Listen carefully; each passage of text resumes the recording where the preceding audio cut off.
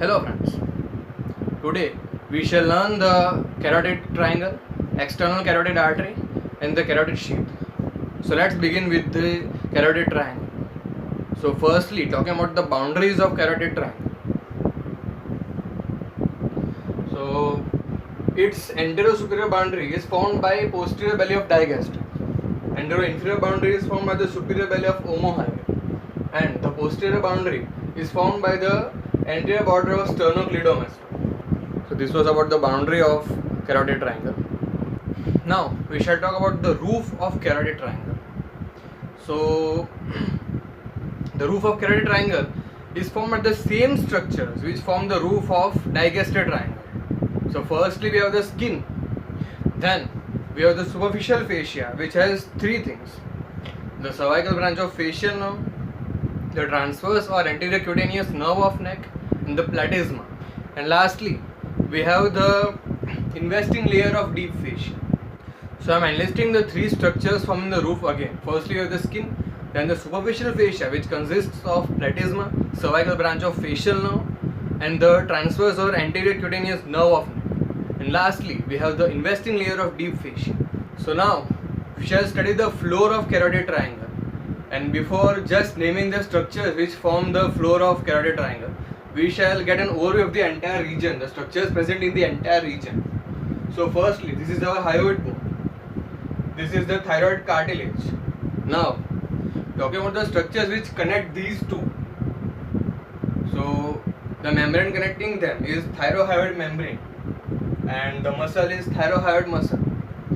Now, in the topic of larynx, we will learn these cartilages, thyroid, cricoid, etc. So for now, we are concerned with only two cartilages, thyroid and cricoid.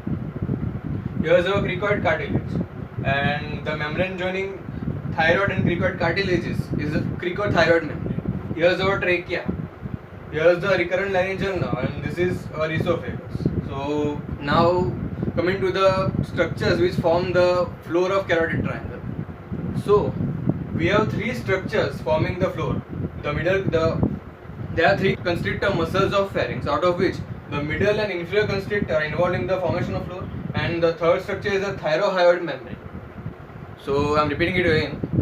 There are three structures which form the floor of carotid triangle: the middle constrictor, inferior constrictor, and the thyrohyoid membrane. And one more important point regarding the thyrohyoid membrane, that is, there are three structures passing through it: the superior laryngeal vessels, that is superior laryngeal artery and vein, and the internal laryngeal nerve.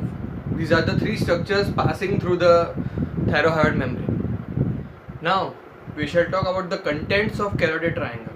And to understand the contents well, you need to understand this diagram properly and conceptually. So let me explain.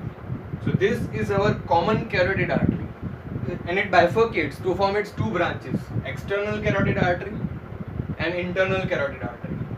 And we have two structures which are physiologically very significant and important: carotid body and carotid sinus. Carotid sinus is present at the beginning of internal carotid artery. It's a baroreceptor, and carotid body is a chemoreceptor, a small oval structure which is present behind the bifurcation of common carotid artery into ECA and ICA. Talking about various branches of external carotid artery, anteriorly we have facial artery, lingual artery which is crossed by the hypoglossal nerve, and superior thyroid artery. Posteriorly we have the posterior auricular artery. We saw in the anatomy of parotid gland that the posterior auricular artery comes out of the posterior part of the parotid gland. An occipital artery. And medially we have ascending pharyngeal artery. And there are two terminal branches of external carotid artery: superficial temporal and maxillary.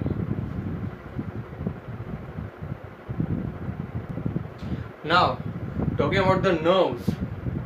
So we have two nerves passing between internal carotid artery and external carotid artery: the glossopharyngeal nerve and the pharyngeal branch of vagus nerve. And remember that these are the contents of digastric triangle. Now this is our vagus nerve, and this is its superior laryngeal branch, which divides into external and internal laryngeal nerves. Now this is a spinal accessory nerve, the 11th cranial nerve, and this is hypoglossal nerve, which is initially behind the internal jugular vein that comes between internal carotid artery and internal jugular vein, and then bifurcates at divides into branches at internal carotid artery and gives off descendens hypoglossal branch, which is the superior root of ansa cervicalis. This is our ansa cervicalis now, and this is its inferior root, and then it runs forwards on the lingual branch of internal carotid artery. So this was an overview of entire region. So this blue triangle is the imaginary boundary of carotid triangle, and now the structures within this triangle are the contents of carotid triangle. So firstly, talking about the veins, we have the internal jugular vein and the three veins draining into it, which are the common facial vein, lingual vein and pharyngeal vein. Now talking about the arteries, so we have the common carotid artery with the carotid sinus and carotid body.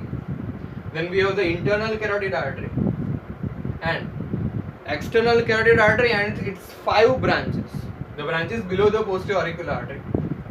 Those 5 branches are occipital artery, facial artery, lingual artery, superior thyroid artery, and ascending pharyngeal artery. These are the 5 branches which come under the carotid triangle.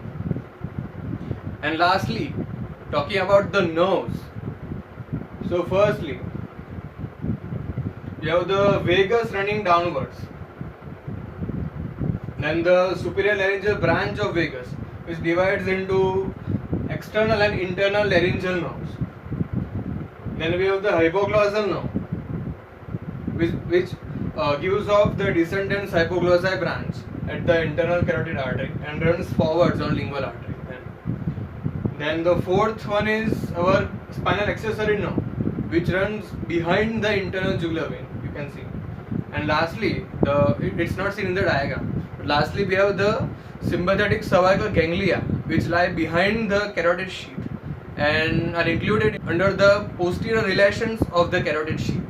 So now, enlisting the contents of carotid triangle, so talking about the arteries, we have the common carotid artery with the carotid sinus and carotid body, then the internal carotid artery and the external carotid artery with its 5 branches: facial, lingual, superior thyroid, occipital and ascending pharyngeal. Then talking about the nerves, so we have 5 nerves. Firstly, we have the vagus nerve, which runs downwards. Then superior laryngeal nerve, the superior laryngeal branch of vagus, which divides into external and internal laryngeal nerves. Then the hypoglossal nerve, which gives off the descendens hypoglossal branch, the superior root of ansa cervicalis. Then the spinal accessory nerve, which runs behind the internal jugular vein. And lastly, the superior cervical ganglion, which lies behind the carotid sheath. And lastly, talking about the veins, we have the internal jugular vein and 3 veins draining into it, which are the common facial vein, the lingual vein and the pharyngeal vein. So now we shall talk about the external carotid artery, and before that, the origin of common carotid artery from the arch of aorta. So this is our arch of aorta and it gives off 3 branches: the brachiocephalic, left common carotid and left subclavian. And the brachiocephalic divides into right common carotid and right subclavian. So on the right side, the common carotid artery is a branch of brachiocephalic artery behind the right sternoclavicular joint, and on the left side it's the branch of arch of aorta itself. So now I shall talk about carotid body and carotid sinus. So firstly, talking about the carotid sinus, it's a dilatation at the beginning of internal carotid artery and does the function of a baroreceptor. Its tunica media is thin and tunica adventitia is comparatively thicker and has a rich nerve supply from glossopharyngeal nerve, vagus nerve and sympathetic fibers. Now, while learning glossopharyngeal nerve, we learned that it has a carotid branch, a branch which supplies carotid body and carotid sinus. And talking about the carotid body, so it is a reddish oval ovoid or circular structure which is found behind the bifurcation of common carotid artery, and it functions as a chemoreceptor. It senses the changes in carbon dioxide, O2 or H plus in the blood, and it is innervated by glossopharyngeal nerve and sympathetic fibers.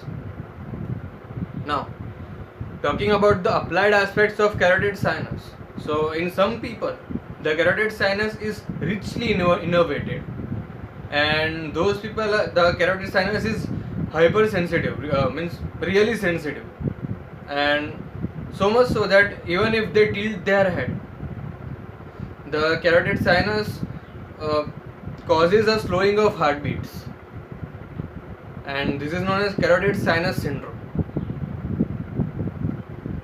And secondly, in supraventricular tachycardia, the carotid sinus is given a massage so that the vagal stimulation occurs, and which slows the heartbeats.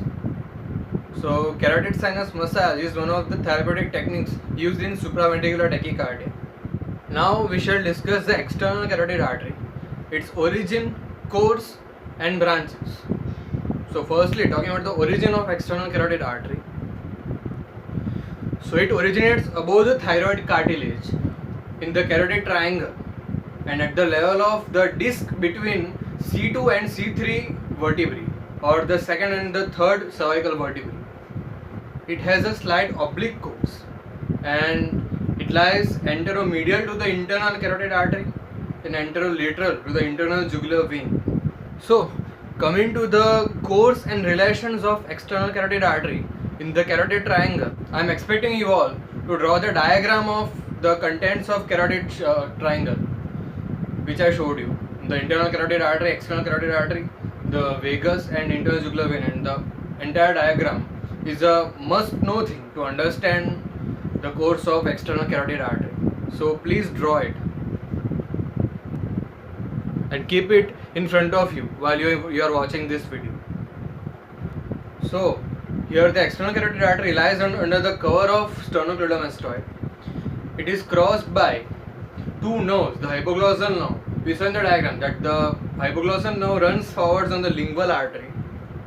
So we have hypoglossal nerve and the cervical branch of facial nerve, and the veins which cross the artery are facial, lingual and superior thyroid veins. And talking about the deep structures, so we have three structures deep to the external carotid artery. Firstly, we have the wall of pharynx. Now remember that two muscles of the wall of pharynx, the middle constrictor and the inferior constrictor, form the floor of carotid triangle. So it can be easily correlated. So we have the wall of pharynx, then the superior laryngeal nerve, which divides into external and internal laryngeal nerves, and lastly we have the ascending pharyngeal branch of the external carotid artery itself. Now talking about the course and relations of the external carotid artery above the carotid trunk. So here it enters the substance of parotid gland through its posteromedial surface, and therein it's superficially related to the retromandibular vein and the facial nerve. Talking about the structures deep to it. So firstly we have the internal carotid artery and the structures between internal carotid artery and the external carotid artery. Now remember the contents of digastric triangle. We had the parotid gland, the nerve supplying it, that is the glossopharyngeal nerve, and the styloid process and some of its attachment. Now styloid process is a relation of parotid gland and two of its attachments, that is a styloglossus and stylopharyngeus, and the pharyngeal branch of vagus nerve. So we have four of the contents of digastric triangle here: the glossopharyngeal nerve, the pharyngeal branch of vagus nerve, styloglossus and stylopharyngeus, which are between the external carotid artery and the internal carotid artery. And the structures deep to internal carotid artery are superior laryngeal nerve and the superior cervical ganglion. It finally terminates by dividing into its two terminal branches which come out of the substance of parotid gland, the superficial temporal and the maxillary artery. Now, you can feel the superficial temporal artery near your tragus here, and it is also known as anesthetist's artery, as while doing surgeries the anesthetist cannot palpate the radial artery in the hand, so they prefer to palpate the superficial temporal artery. And another such anesthetist's artery is facial artery. So now we shall discuss the branches of external carotid artery. So here is our common carotid. Here it bifurcates into internal carotid and external carotid. Here is our carotid body and here is the carotid sinus. Now coming to the branches. So we classify the branches into anterior branches, posterior branches, a medial branch and two terminal branches. All of you know that the two terminal branches are superficial temporal and the maxillary. Now anteriorly, it's quite logical. Our face is anterior, right? Face is located anteriorly. Then tongue is also anteriorly. And the thyroid is also anterior. So you have three branches: the facial branch, the lingual branch and the superior thyroid branch, which are the anterior branches. So these are our three anterior branches: the facial, lingual and the superior thyroid branch. Now we have ear posteriorly. Ear is located relatively posteriorly. So the posterior auricular branch and occipital, of course, occipital bone is located posteriorly. So we have two posterior branches: posterior auricular and occipital. So these are our two posterior branches: the posterior auricular and the occipital branch. And here is our medial branch, the ascending pharyngeal artery. And lastly, the two terminal branches. So here is our superficial temporal artery and here is the maxillary artery, which are the two terminal branches. So now we shall discuss the carotid sheath.